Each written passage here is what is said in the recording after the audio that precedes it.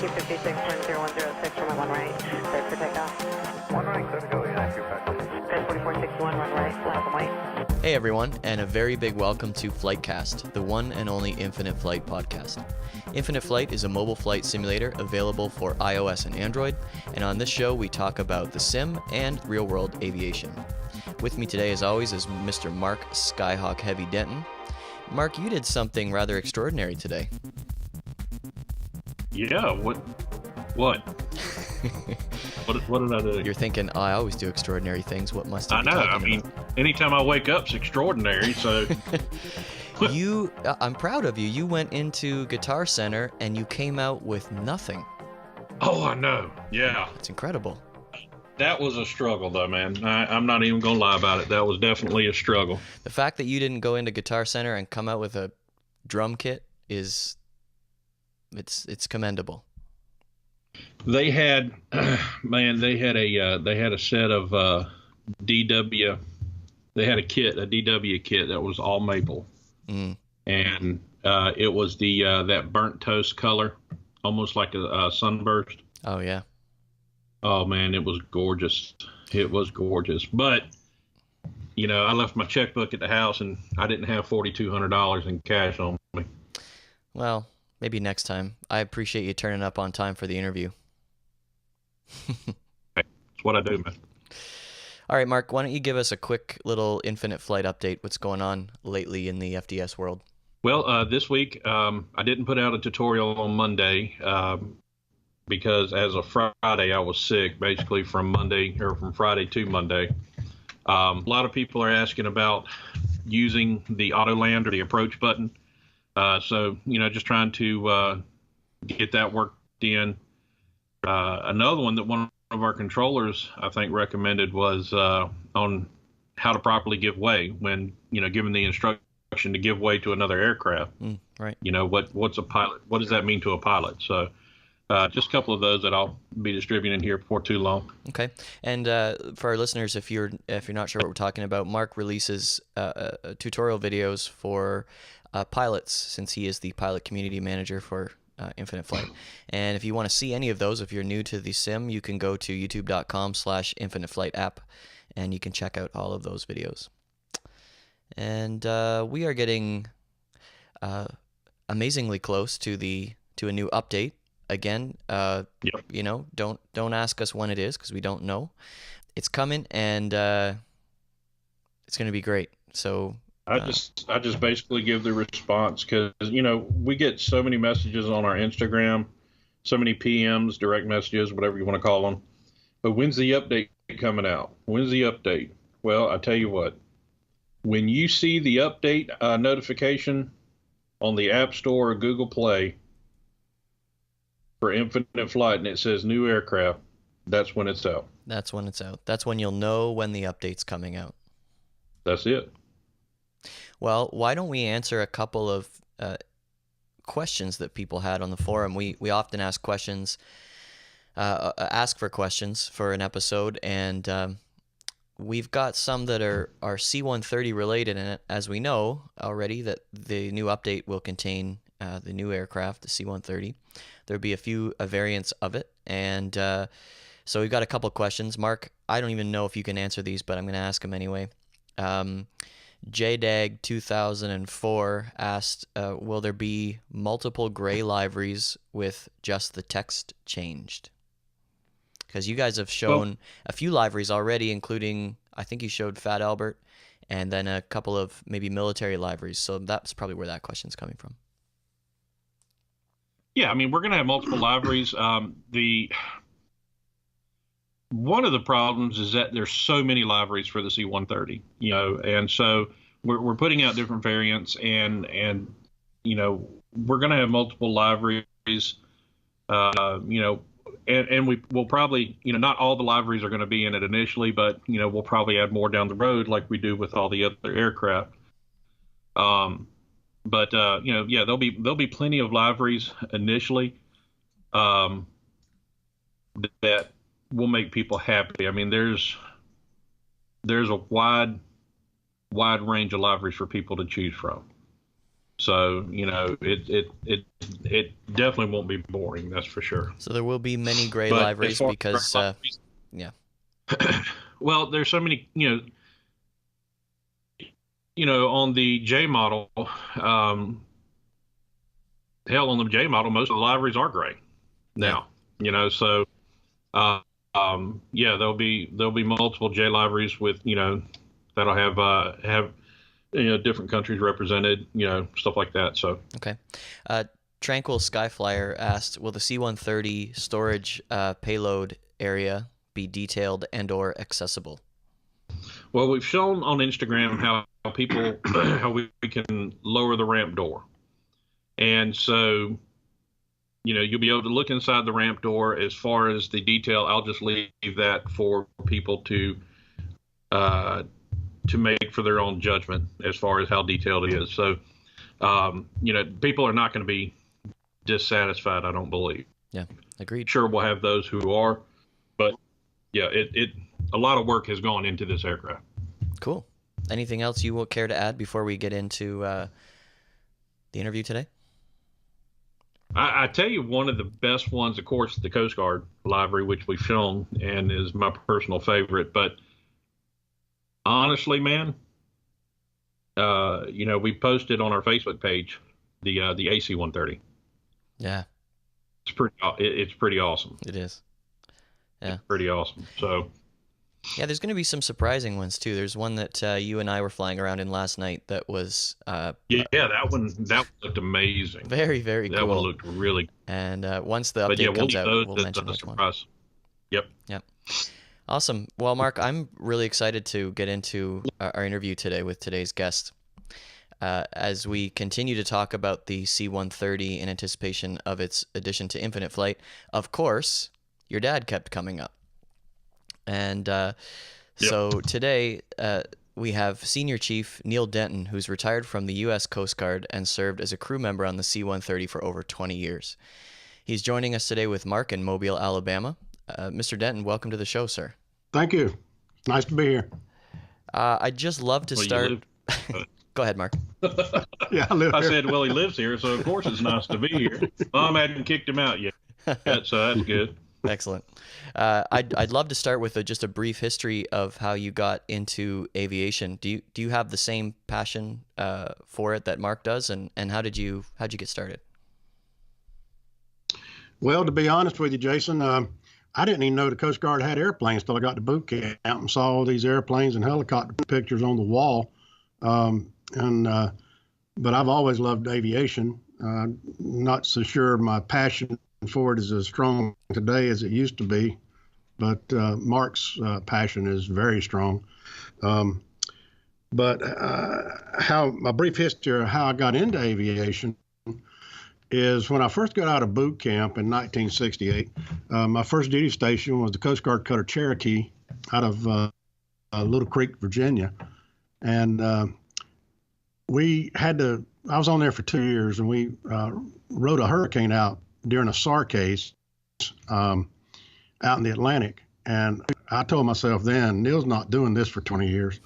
So I got to digging around and talked to some people, and I went up to headquarters in Portsmouth and talked to a captain that was a Coast Guard pilot.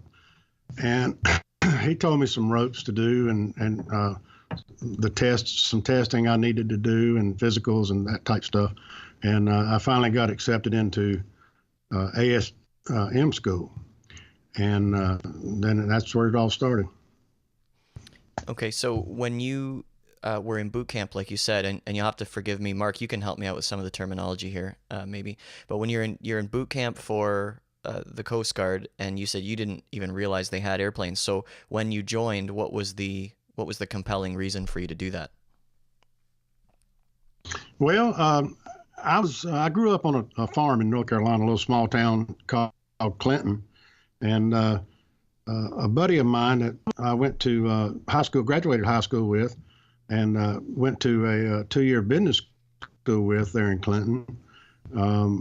We were talking, and he said, "Well, what do you think about the Coast Guard?" And I said, "What's the Coast Guard?" I thought it was part of the National Guard.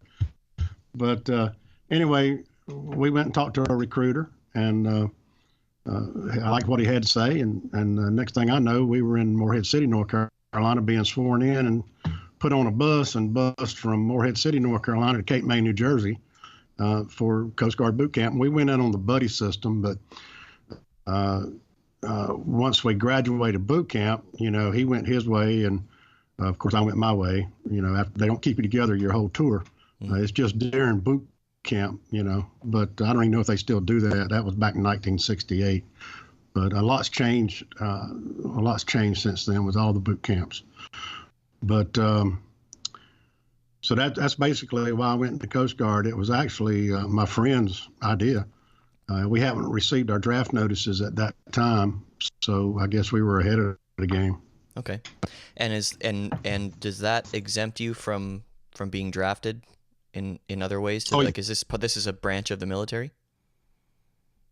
Oh, absolutely. It's the smallest service of all the services, but we're not part of DOD. Okay. We used to be, when I went in, we were Department of the Treasury. Then we were transferred to Department of Transportation, and now the Coast Guard is part of the Homeland Security. Okay. But we're not listed as DOD, but we are considered a military branch right now. Well, when I first went in, one of the big things they talked about is the whole Coast Guard that's spread all over the world, and number is smaller than the New York City Police Department.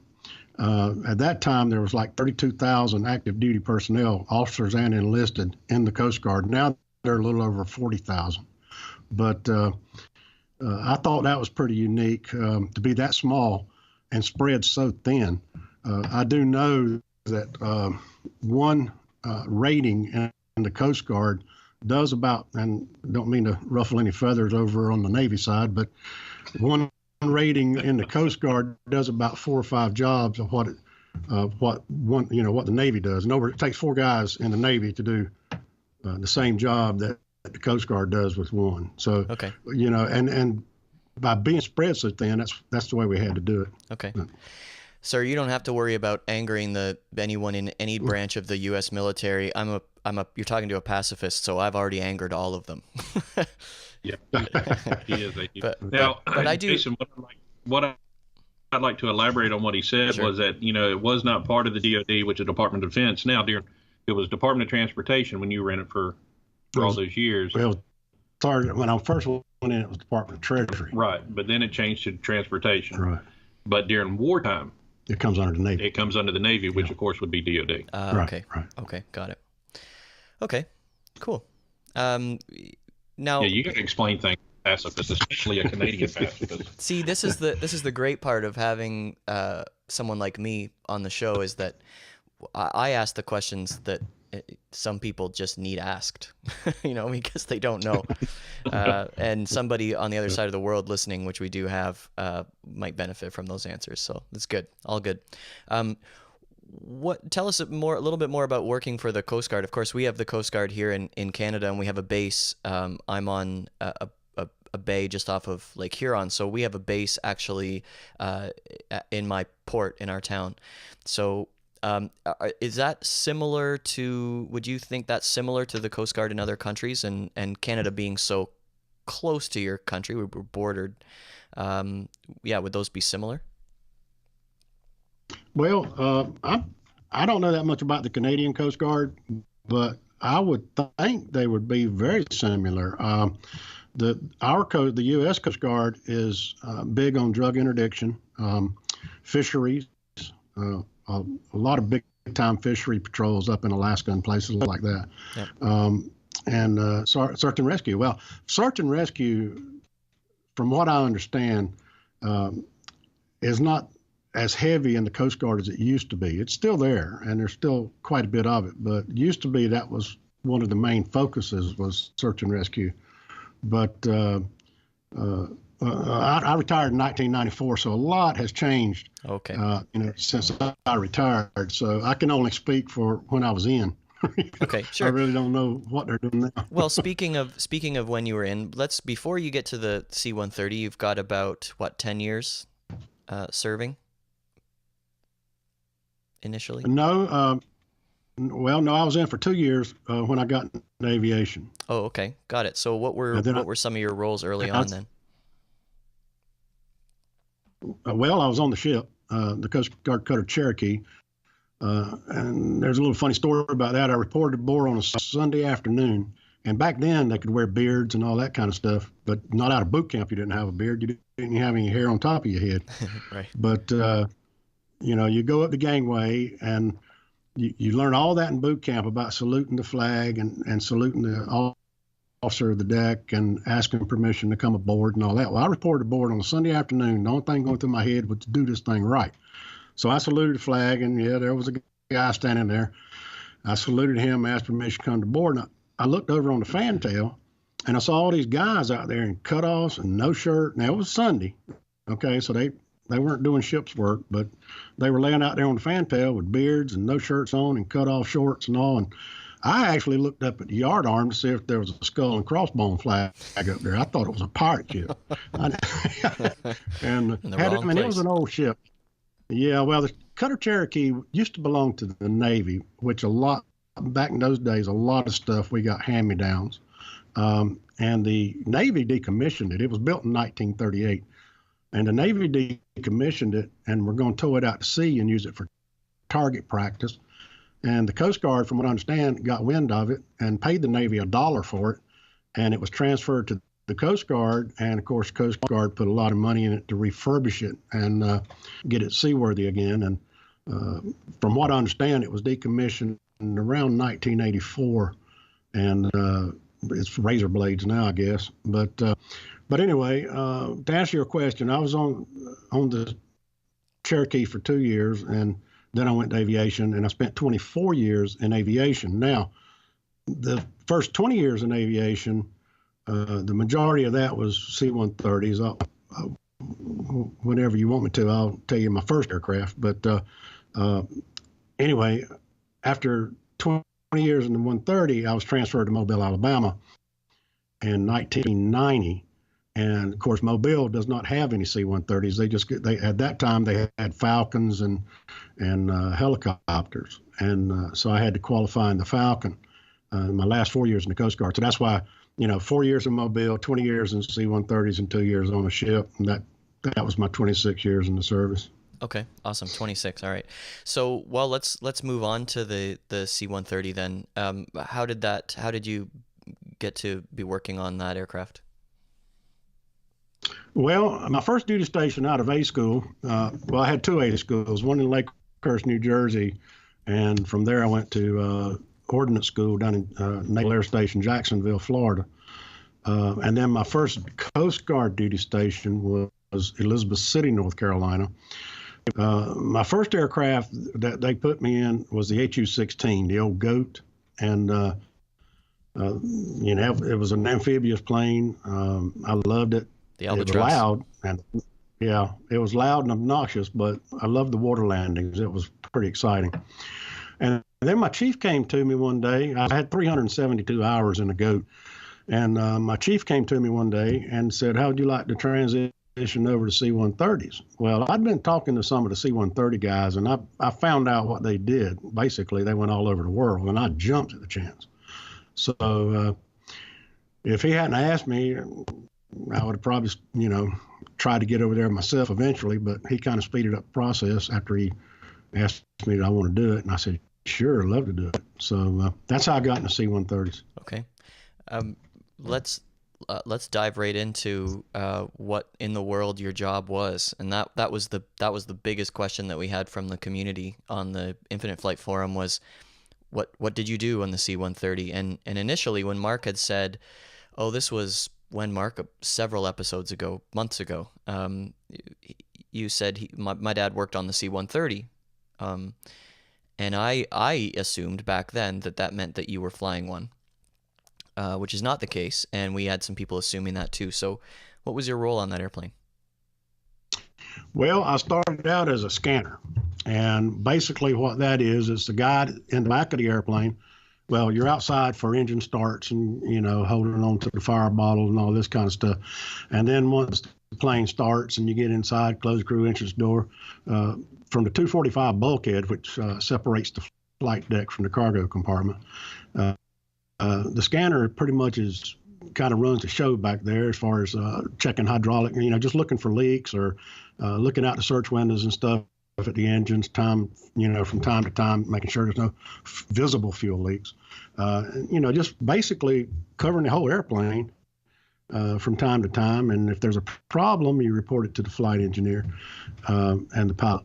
But I started out as a scanner. Then I got into the drop master syllabus and became a drop master. And then I was asked to go to or not asked, I was basically told to go to loadmaster school.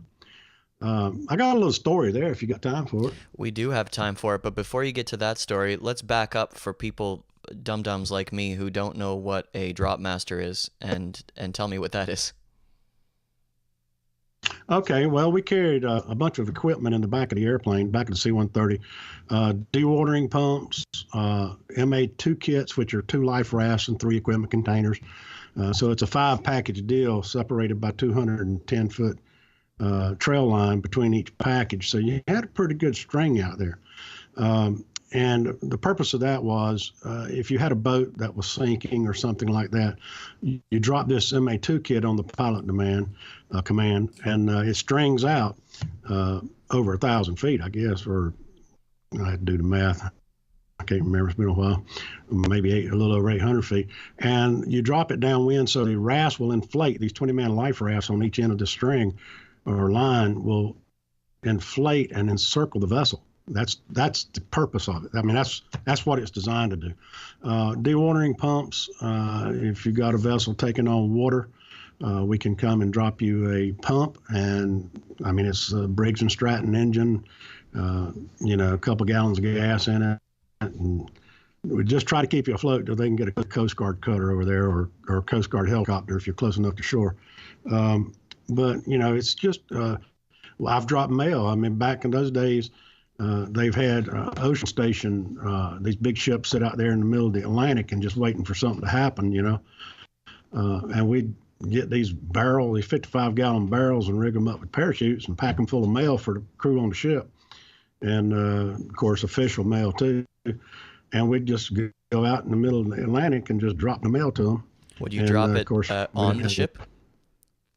No, we dropped it out beside the ship. They'd lower a lifeboat and go get it. Okay, got it. But the boat, the barrels floated, and, of course, they were, lowered down by parachute. So it was, no, we wouldn't take a chance.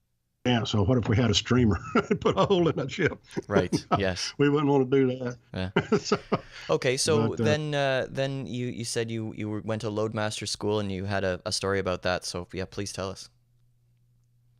Well, to me, it was a little funny story, but it's a true story. And we're sitting in class. Now, you have to understand the Air Force instructor, for those of you that have ever seen that TV series, Baba Black Sheep, and they got that, Sergeant Micklin, the guy with the bull neck and the flat top, with the cigar hanging out of his mouth. Well, back in those days, I mean, this instructor reminded me a lot of him. And he was sitting there, and there was 3 of us Coast Guard guys in this class of 30. The other 27 students were all Air Force. And he told us, he said, well, today we're going to study land survival. And I looked over at those other 2 guys, and I said, what's that got to do with loading a C-130, land survival? And so I raised my hand, okay? That was the wrong thing to do. I didn't have enough junk on my sleeve to be raising my hand. But anyway, he said, Petty Officer Denton, United States Coast Guard, what's your question? Well, first he said, we're going to talk about land survival. Then he got into, if you're in a survival situation and you see a cow eating berries on a tree, does not necessarily mean you can eat those berries. In other words, you got to know your berries, because a berry might kill you that won't hurt a cow. And I raised my hand, Petty Officer Denton, United States Coast Guard, what's your question? And I said, well, Sarge, I don't know how you Air Force people think, but us 3 Coast Guard guys, if we're in that situation, we're not going to eat a tree. We're going to have hamburger and prime rib, Of course, he didn't think that was too humorous. The whole crowd, but you know, he went to the NSO club that night probably, and they had a big laugh about it. But He didn't give you any we became good- satisfaction, of course. Yeah, he was trying to make a point, and I messed up his whole point. So, but anyway, that was my little Loadmaster School story. And so you're at Loadmaster School. You're learning to do what? Oh, you're learning weight and balance. You're learning fuel consumption. You're learning how to load stuff, how to tie down stuff, how the dual rail system works in the C-130, the roller system on the floor that allows you to put pallets in. Okay. So, Mark, you've done something similar, right? Yeah, I mean, of course, you had to go through all of that, for working on the ramp and everything else. But it's pretty cool that he was primarily on the C-130s, of course, and I was on more commercial aircraft. But I did have the chance to, load a few C-130s back in the day. But I didn't have to do the weight and balance. They just told me, what went where and all that stuff. So right, okay. All I did was load it. Yeah, we would get into some situations, Jason, where you had to be pretty much spot on because these C-130s that the Coast Guard and some of the places the Coast Guard goes to, especially up in Alaska, those little strips, you got to have it pretty much on. And of course, the pilot is the final say. He has to sign off on it. But you got some short fields up there, and you got to be able to stop the plane. You got to be able to get it off the ground.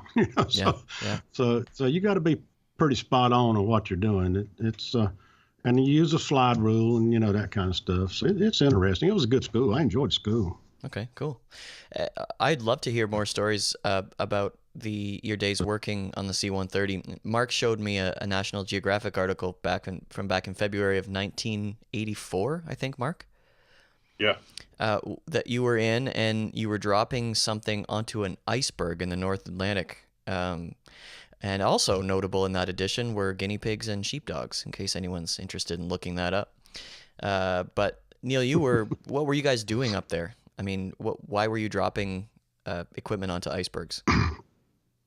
Well, the International Ice Patrol started right after the Titanic sank in 1912, and countries from various parts of the world that have shipping interest in the North Atlantic, from what I understand, they pitch in and help pay for the ice patrols.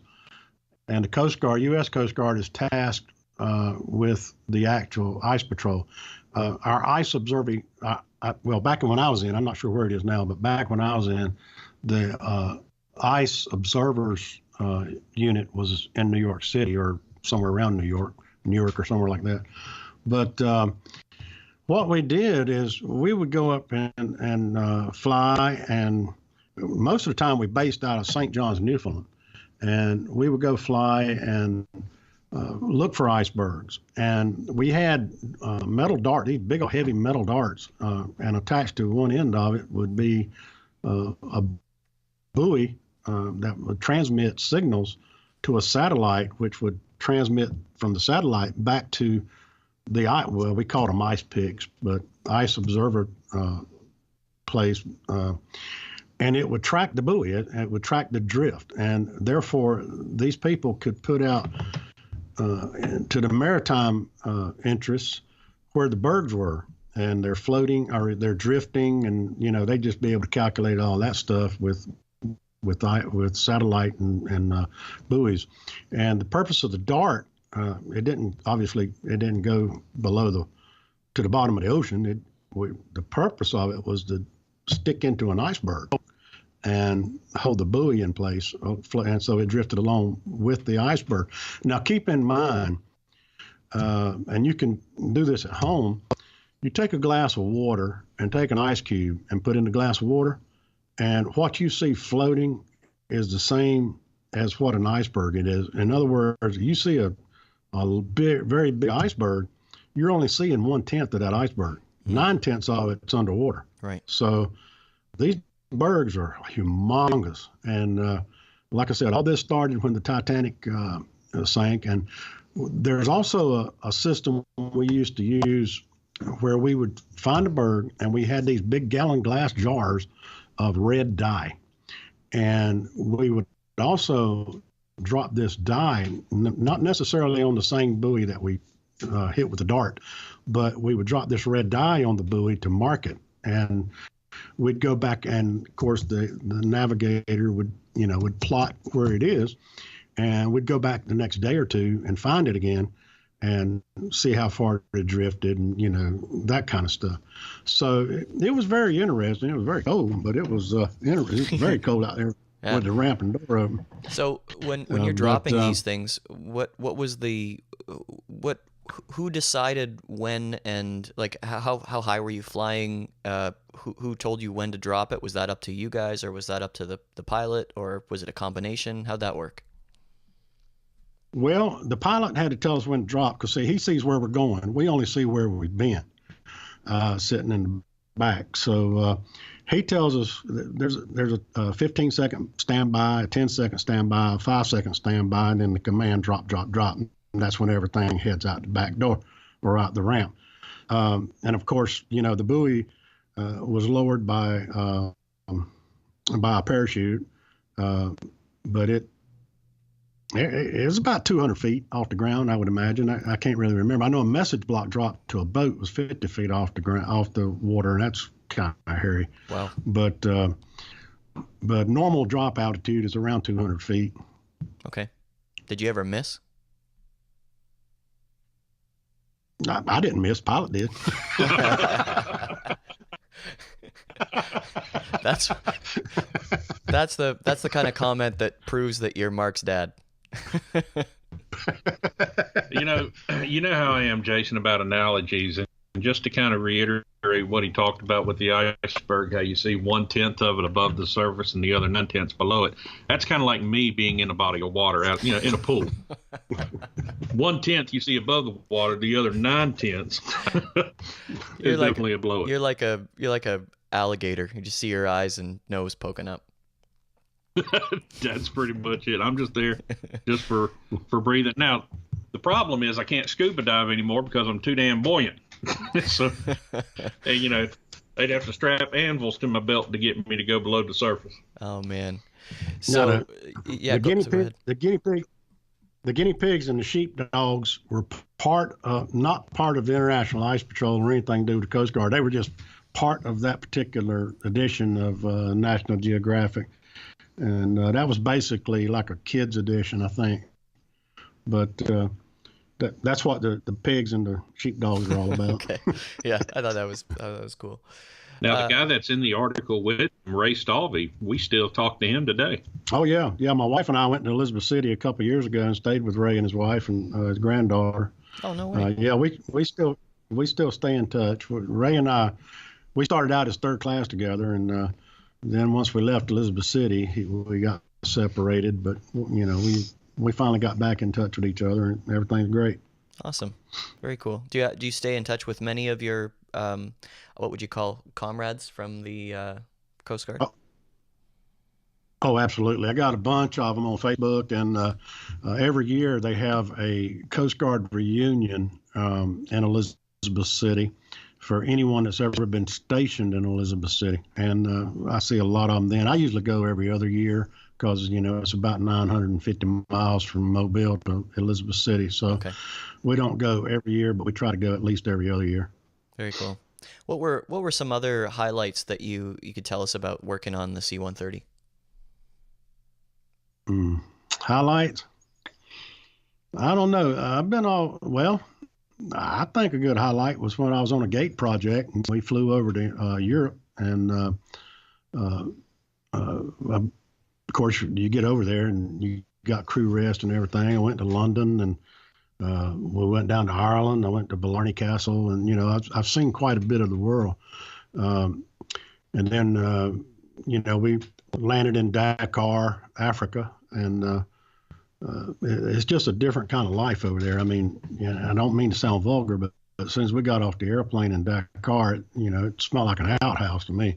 But anyway, you walk down the street and these little kids come up to you and shoe shine, quarter, whatever. And you got on those back in those days, a lot of guys wore hush puppies. I don't know, that's probably way before your time, but you say you don't shine these, this is kind of suede, Right. and they just wouldn't leave you alone. But yeah, it's I've had a lot of highlights up in Greenland and across the Arctic Circle, and we go through what we call a blue nose initiation. They gap your hair, and then they break these ink pens and rub blue ink all over you, permanent ink all over your nose. For the next 2 weeks, the rest of the trip, you're walking around with a blue nose. They call it a blue nose initiation because you went above the Arctic Circle. But our community actually asked a lot of great questions this time, so I've saved, instead of me asking them, we're going to ask them and give credit where credit's due. So let's get into that if you don't mind. We'll ask some of our community questions. And actually, before we do that, Mark, let's take a little break and hear about Live Flight app for a second. All right. Mark, have you heard of Live Flight for Infinite Flight? Yeah, man. I've used it to track flights and to see which regions and airports are busy before, planning my flight. Right. Well, as you probably know, a new version of Live Flight is now available at liveflightapp.com. This new version is better than ever and has been rebuilt from the ground up. With a new design, more flight stats, a search feature, and airport information, tracking and planning your flight is easier than ever. Oh, man, I know. And now with the new downloadable KML files, you can download your flight data to any Earth browser, such as Google Earth. It's so cool. Absolutely. And if that wasn't enough, you can now subscribe to Live Flight Horizon, a new service for only $1.99 a month that provides real-time, worldwide airport information such as weather, runway data, and charts.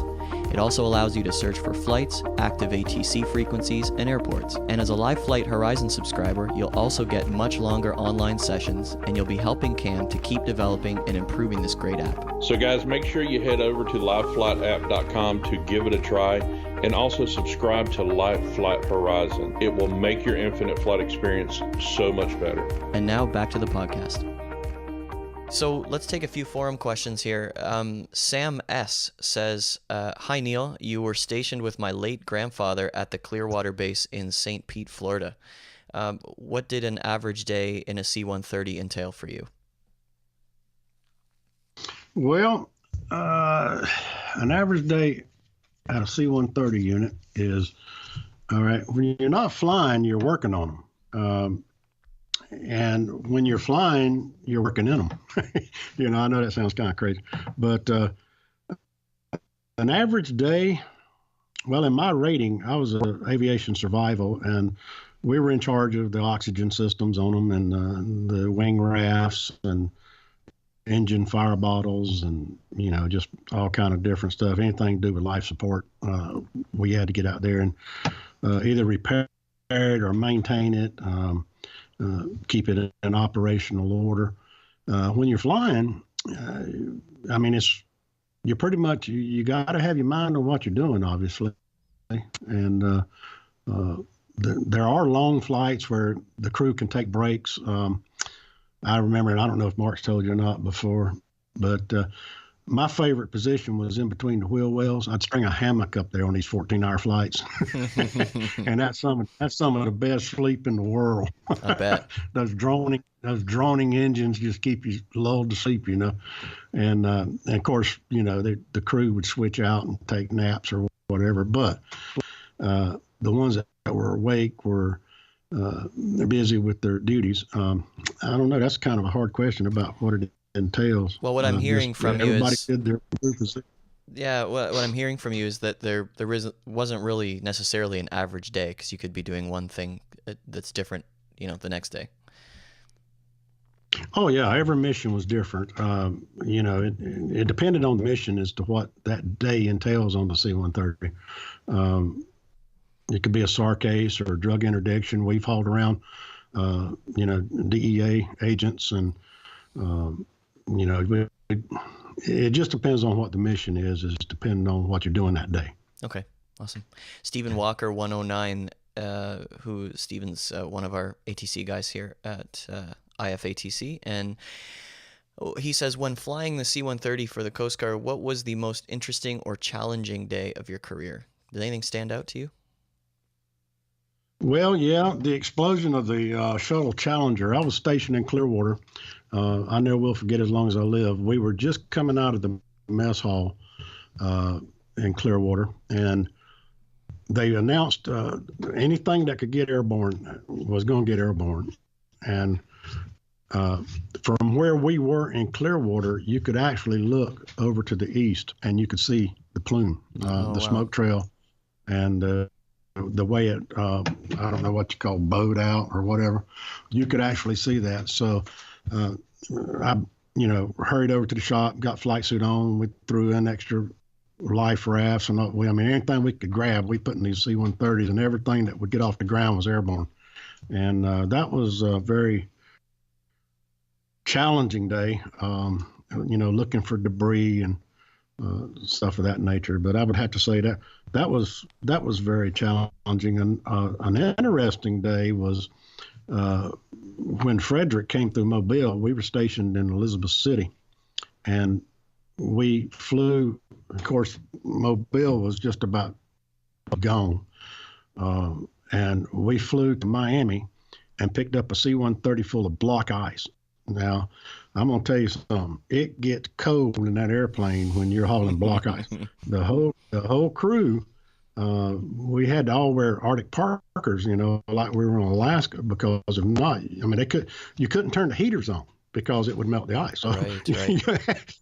you had to fly. And we flew from Miami to Mobile and unloaded. To me, that was very satisfying because I knew that, we were helping out a community and a Coast Guard base at the same time. Now, I don't think that ice was mainly for the Coast Guard. I think it was taken, to the different places like Salvation Army and places like that, and they divvied it out, from there. But Okay. that was a very satisfying mission.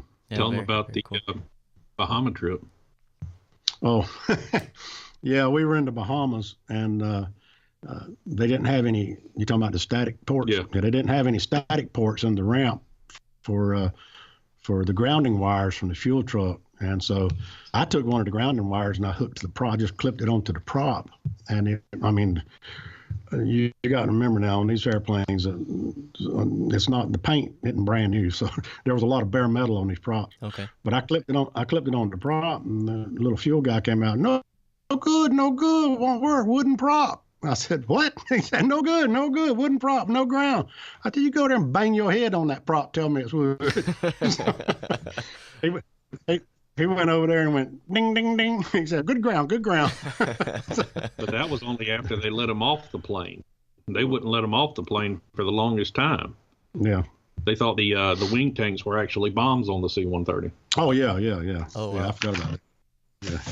Yeah, they thought the wing tanks were bombs, and we had to go over there with a pogo stick and get a little fuel out of the bottom of it and show them that it was fuel and they're not bombs. Dang. But Interesting. David Lockwood asked for Neal, in the Coast Guard, what was a typical crew complement for the C-130? Which I thought was a cool question. Well, when I was in with the B, E, and H's. I was out way before the J's came in, and on the B, E, and H, crew complement was 7. You had a pilot, co-pilot, flight engineer, radio, radar, and loadmaster, drop master, and a scanner. Okay. Normally, the loadmaster, drop master is the same guy, because and the sequence they used to do is you had to become a drop master, then become a loadmaster. So that was generally the same guy did both roles. And then the scanner, new guy coming in, working his way up. So a crew complement for those 3 models were 7. I'm thinking the J is like 5. I know they don't have a flight engineer, and I think they did away with either radio or. They still have the navigator. Okay, they still got a navigator. Okay, Yeah. well then they did away with the radio, but the navigator, radio, is usually the same person. So, and then there's just one guy in the back, which is going to be the load master, drop master. So, it went from 7 to 5, and I've heard a lot of good and bad about that. Because.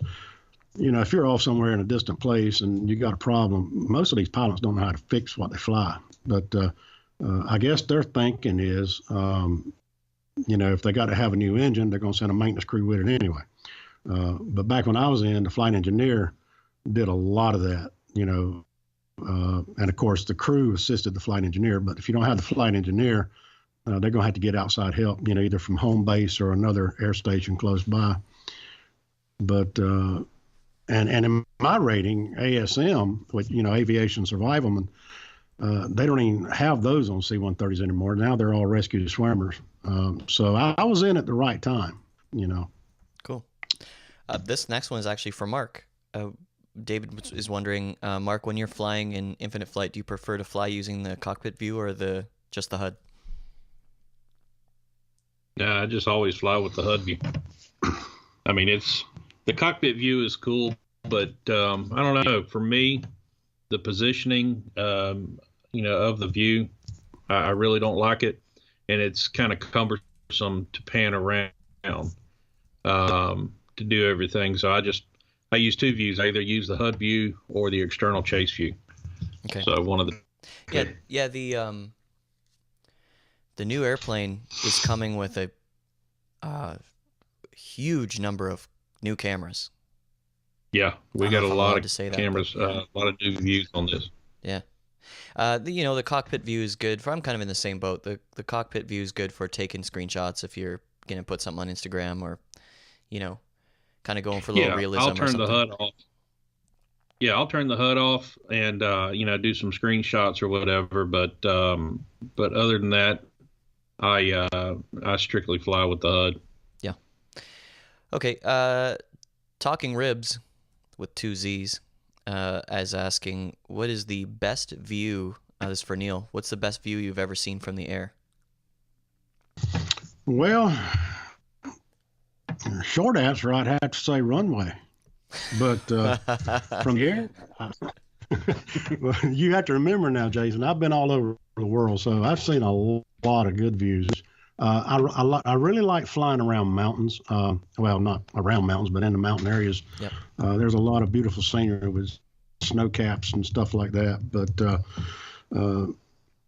so it's hard to say what's the best view. I like them all, really. Yeah. I mean, except for a thunderstorm sitting outside the window, that's not very nice. And I've been in several of those, and that is some scary stuff. Yeah, or too much fog. I got to say, the view just in that magazine clipping that Mark showed me from '84, that iceberg view is incredible. Oh yes, it's nice to yeah, it is. Yeah. Yeah. Kenny is asking. He says, question from a fellow coastie. I'm assuming you know what that means. Right. Were you on the Herc during the use of JADO? Yes, I was. Are you really? I was on the 1504. Yeah, I was on the 1504 at an air show in Pensacola. And at that time, we used 6 bottles, 3 on each side. JADO, it's a kick in the pants. When the pilot rotates, and he punches those JADO bottles, each bottle is putting out 1,000 pounds of thrust for 15 seconds. Oh, wow.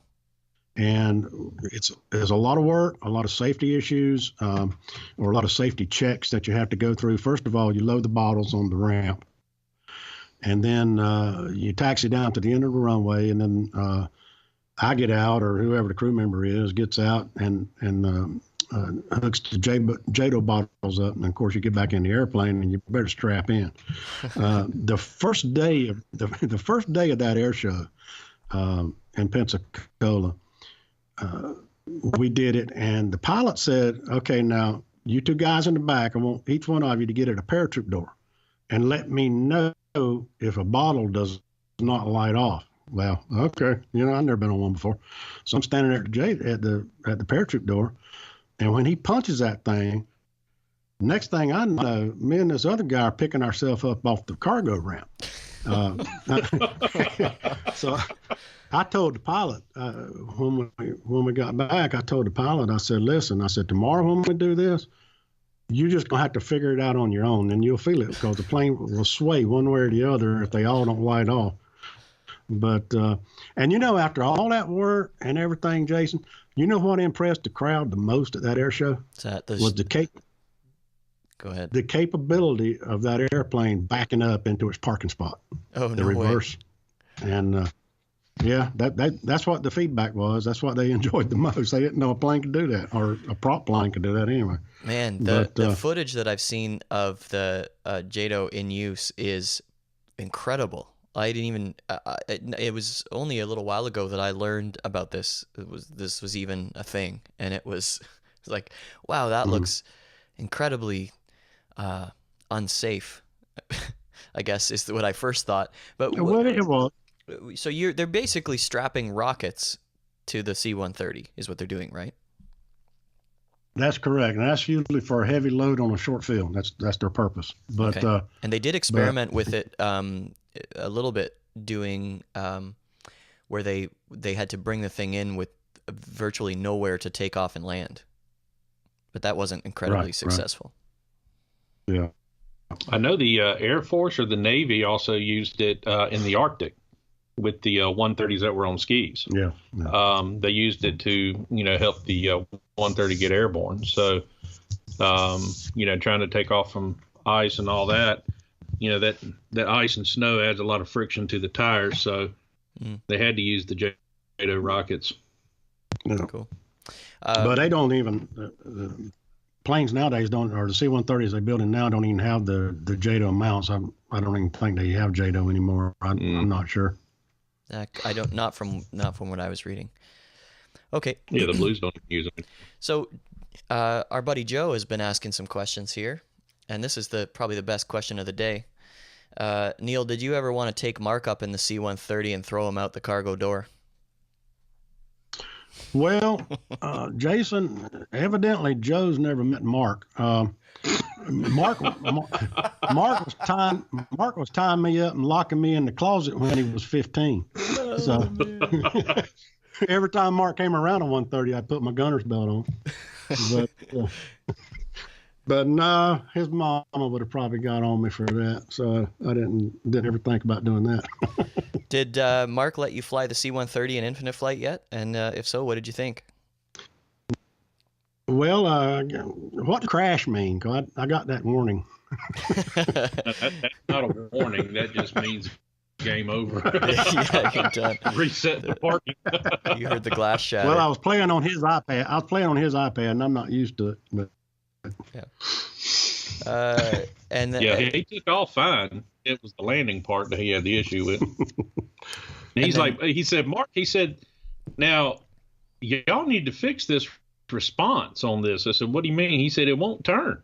It's taking too much effort to turn this thing. And so I tapped it because, I have everything disappear on my screen after 2 seconds. Right. I said, well, Dad, you got the autopilot set with the heading button. You got the heading set on the autopilot. So I disengaged that and I said, here, now try. Oh, okay. Okay. Now it works a little bit better. Yeah. And then Joe also wanted to know how you feel about Canadians. And now we've learned that you've worked with lots of them. Oh yeah, I've worked with a lot of Canadians. Well, are Newfoundlanders considered? I guess they're considered Canadians, aren't they? Yeah, we consider them Canadians. Yeah.